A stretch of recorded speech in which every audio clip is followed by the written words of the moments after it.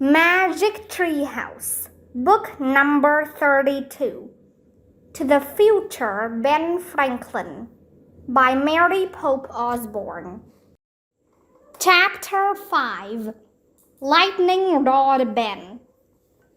Benjamin Franklin leaned against the back door of the State House. His hand trembled as he pulled out his handkerchief. "Are you all right, sir?" Annie asked. "Fine, I'm fine," said Ben, wiping his face. "But I cannot be seen with you. It would be a disaster. We must move away from here." Jack and Annie started walking with Ben toward the front of the building. "But, sir, why would it be a disaster?" asked Annie. "All the delegates have sworn an oath of secrecy," said Ben. "I'm sorry to say they've already caught me saying a few things outside of our meetings." "An oath of secrecy?" said Jack. "Yes, we believe in freedom of the press," said Ben. "But we need to make a plan first. Not a word of our plan should be printed in the Gazette, not until we agree on a plan." "Oh dear." "The Gazette?" said Jack. "Yes, the Pennsylvania Gazette, the very paper I once owned," said Ben. Oh, wait," said Annie. "We don't work for the Pennsylvania Gazette." "No," said Ben, "but you said you were from the press." "I know, but we were talking about the Frog Creek News," Annie said. "It's our own little paper, mine and Jack's. We're the only ones who read it." "She's right," Jack said. "It's just a game we play. We pretend to be reporters from the Frog Creek News whenever we meet new people." Ben Franklin stopped walking. He looked hard at Jack and Annie. His expression changed from worry to relief. Then he laughed. "I believe you," he said. "My goodness, your little game nearly gave me a heart attack." "I'm sorry," said Annie. "At least we got his attention," thought Jack. "So, where do you live?" Ben asked.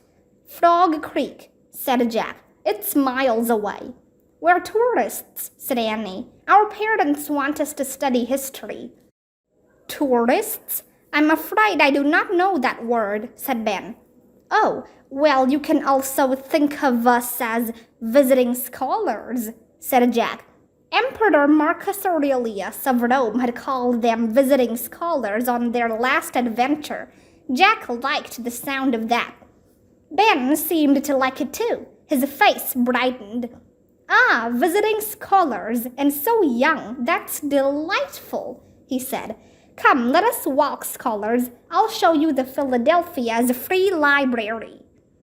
Ben started up Chestnut Street. He still used his walking stick, but now he had a little skip in his step. People waved cheerfully at Ben from wagons and carriages, and he waved back. He seemed to know everyone. "It's important for visiting scholars to see the very first public library in the colonies," Ben told Jack and Annie. "But I do apologize for the heat."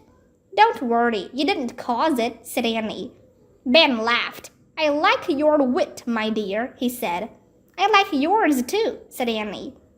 Ben stopped and pointed his walking stick at a brick building with high arched windows. "That's it, our library. I was the founder. Library members and visiting scholars can borrow books any time." "That's great," said Jack. "It looks a lot like our Frog Creek Public," Annie began, but Jack stopped her with a quick shake of his head. He knew there were hardly any public libraries in 1787. "Hey, Lightning Rod Ben," a boy shouted from a passing wagon. "Hot enough for you?" Ben waved at the boy. "Why did he call you that?" said Annie. "I invented lightning rods," said Ben. "I'm surprised you didn't know that. See, there's one." He pointed to a long metal rod that rose up from the roof of the library. "The lightning hits the rod and then passes through a wire into the earth, right?" said Jack. Exactly, said Ben. It keeps the lightning from passing into the building and causing a fire, said Annie. My word, you are both very bright, said Ben. He seemed happy and relaxed now. As visiting scholars, what would you most like to learn about on your visit? You, Annie and Jack said together. Oh my, Ben chuckled. Well, perhaps I could tell you a bit about myself while we sit in the courtyard of my house. How does that sound? Cool, said Jack. Cool indeed, said Ben. We will be much cooler under the shade of my mulberry tree. Chapter 6. Under the Mulberry Tree. Ben led Jack and Annie down Market Street. Pigs and chickens crossed their path. Horse-drawn carts clattered over the dirty cobblestones. But the heat and smells didn't seem so bad now. We're here, come along, said Ben. Jack and Annie followed Ben down the alley to his courtyard. Please sit, said Ben. He motioned to chairs under the shade of the mulberry tree. The same tree that hid the magic tree house. Ah, said Ben, settling into his chair. Not much cooler here, though, is it? No, but it's nice, said Annie. So, you wish to learn more about me? Said Ben. Ask me anything. Well, let's start with when you were a kid, said Annie. Ben laughed. Excellent starting place. When I was a baby goat, he said. My father made candles and soap, and I was one of 15 children. We were so poor I had only 2 years of school. Then I had to go to work. Whoa, what did you do? Said Jack. I worked in my brother's printing office. At 17, I left Boston and came to Philadelphia all by myself. I started my own printing shop. Soon I published a newspaper called the Pennsylvania Gazette. Then I created the first public library in North America, the one you just saw. I wrote and printed a best-selling yearly pamphlet called Poor Richard's Almanac. I started the first fire company in Philadelphia and the first post office. I invented the Franklin wood stove. I introduced cobblestones and street lamps to the city. I founded a college and a hospital. I grabbed electricity from the clouds in my famous kite experiment, and that led to my invention of the lightning rod.